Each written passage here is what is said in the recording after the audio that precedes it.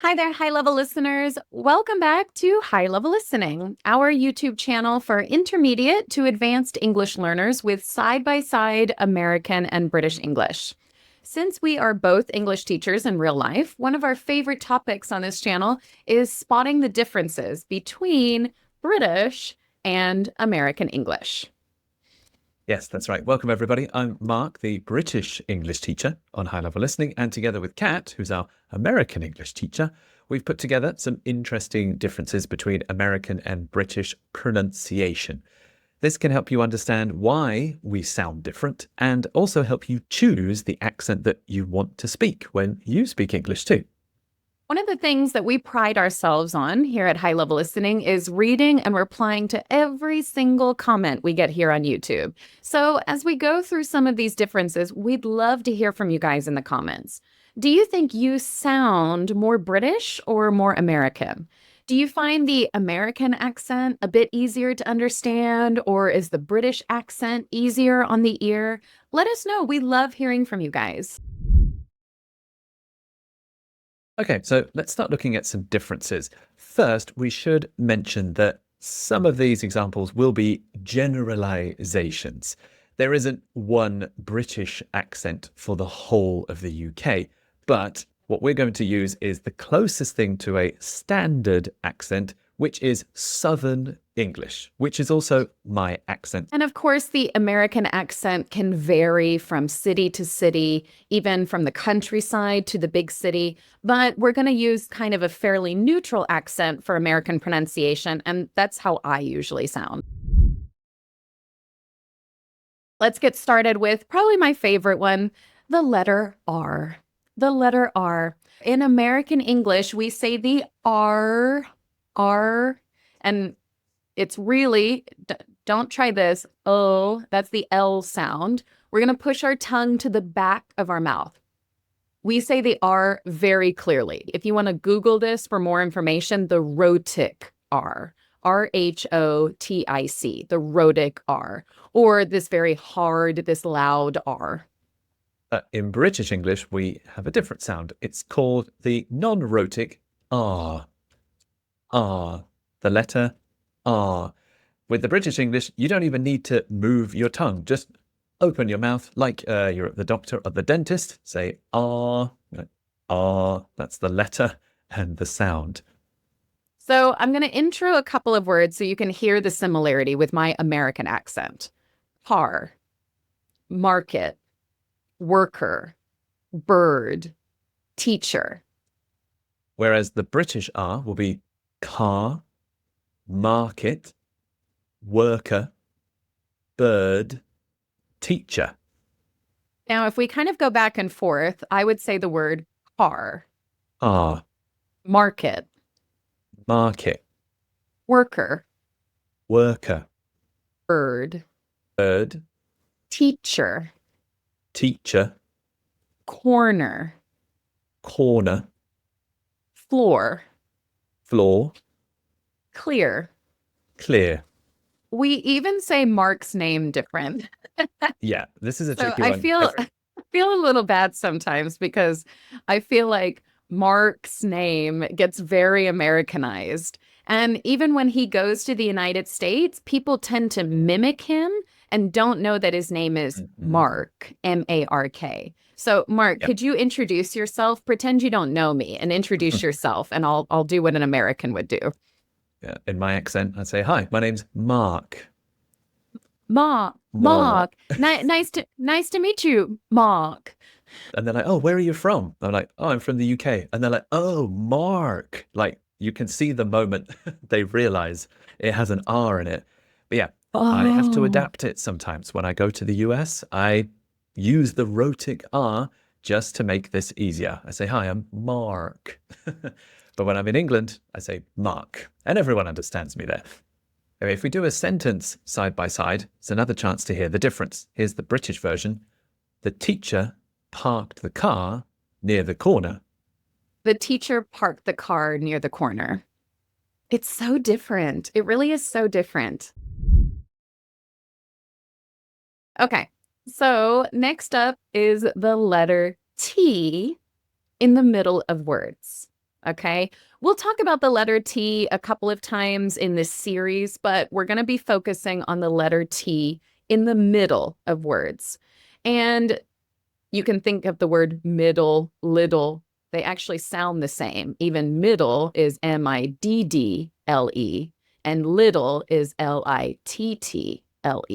But it's got the same sound. That T-T in the middle and that T in the middle of those words is going to sound like a D sound. So instead of t with the air coming out, we're going to have, if you hold your voice here, you're going to feel the vibration. D. Okay, so we've gone from a t to a d, from air to the vibration. In British English, we will use the breathed T, the t, the letter T will come out. You'll hear the difference when we do some words side by side. Butter, city, bottle, little. I say butter, city, bottle, little. So you can definitely hear those crisp T's in the middle of the words.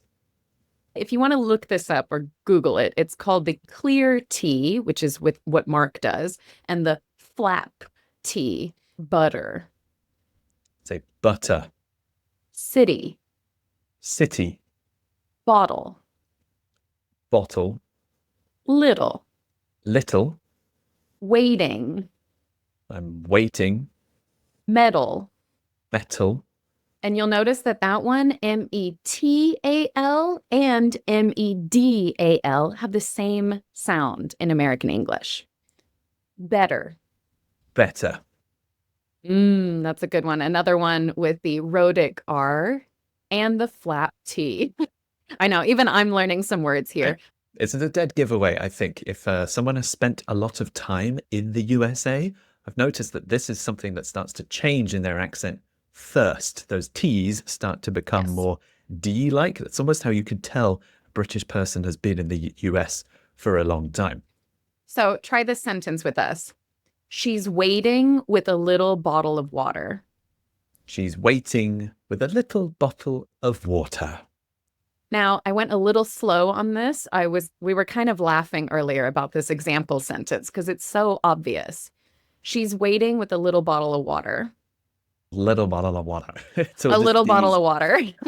Right. A little bottle of water. A little bottle of water. So I should say she's waiting with a little bottle of water. And I can't laugh at you too much because bottle of water, you might have already seen it in memes and jokes on the internet. This is the first thing that Americans will say if you ask them to do my accent. If you go up to any American and say, oh, can you do a British accent? The first thing they'll do is, oh, bottle of water or something like that. So there is some truth in that. I know it's a joke and it's low-hanging fruit, but a lot of British people, including me too, sometimes cut the T off and we don't say it. It's officially called a glottal stop and the T's stop in your throat. So bottle becomes bottle. The T's stop here and you jump to the next letters. So little, metal, city, better. This is quite local. It's a dialect that you hear, especially in London and the southeast of England. When I'm talking to my friends and having fun, sometimes I do it too because I am from Essex. But when I'm teaching, I avoid the glottal stop just to be as clear as I can. So when people make fun of Brits and say bottle of water, that's kind of true, right? They're doing the glottal stop. It does exist in England. It's not everyone, definitely not. But yeah, okay, they're a little bit right. Okay, fine. Maybe a little bit. Yeah. Harry Potter. Yeah, right. That's a good one. That's a glottal stop. Potter. Harry Potter. Harry Potter. So the next one is another big difference between British and American English, and it's the letter A. And it's a specific type of letter A. In British English, we'll call this a long, broad A sound, which sounds like ah. Like again, you're relaxing in the bath. Ah, so you're in the bath. Or I'm walking along the path. It almost sounds like A and R. R. Path, bath, grass, and class. It affects lots of common words. But in American English, we use the short A, like the in cat. So I would say bath. Do you see my is really coming down with my mouth? Bath, path, grass, class. Yeah, in British English, you don't have to open your mouth quite so wide. You can just let your jaw relax. Bath, Bath, path, path, grass, grass, class, class, ask, ask, answer, answer, after, after, half, half, chance, chance, dance. dance. So again, should remind you this is the Southern English accent. If you go to the north of England and beyond, it will be the shorter sound like cat's using. But if we're using standard English accent, then it is this broad R sound. Actually, the first time I didn't know that you say answer, you say, I would say answer, right? But it's not every single A word, okay? So don't think that you have to pronounce every single word like that. So I'll give you an example of this short A. I'll answer that question after the class. I'll, meaning I will, I'll answer that question after the class. I'll answer the question after the class. But in my accent, that's I'll answer that question after the class. So if you were taking an English class and this was one of your first lessons, the accent of your teacher can have a huge impact on how much you understand right away. So, like I mentioned, not every single word in British English has the ah sound, like these words. I'll show you. Cat, dad, apple. Same in British English, the short a, cat, dad, apple. It's the same. Cat, accent, that. Chat, accent, and that. So not every single word has it. And believe me, if you have any questions, Mark is happy to answer for you. So it does kind of come from the history of the accents and the pronunciation, but there isn't a specific rule for it. You just kind of have to start listening for it. So of course you are welcome to write a quick comment. Wait, how do you pronounce this word? Or how do you say this word? Yes, right. We know English is a bit of a mess. A lot of it is trial and error and just remembering. But yes, we will help you. Please get in touch. And yeah, please tell us which English sounds more like you. Do you find yourself using more of the British pronunciation or the American style a bit more? Do you prefer one more than the other? Or are there any specific parts of the British accent that's quite tricky? Or are there any sounds in American that are quite difficult for you? Let us know. Absolutely, please do. And if you like this kind of side-by-side American and British English, then you should join us Mondays and Wednesdays here because every week we have a vocabulary podcast and another video for you talking about everyday topics in British and American English. We talk about the language, different cultures. We argue about which one sounds better or which one is easier to use. And of course, we like to have a lot of fun. So please consider subscribing and checking out our other videos here on High Level Listening. Yes, right. Thank you so much for watching, everyone. We will see you soon for another episode here on High Level Listening. Bye-bye.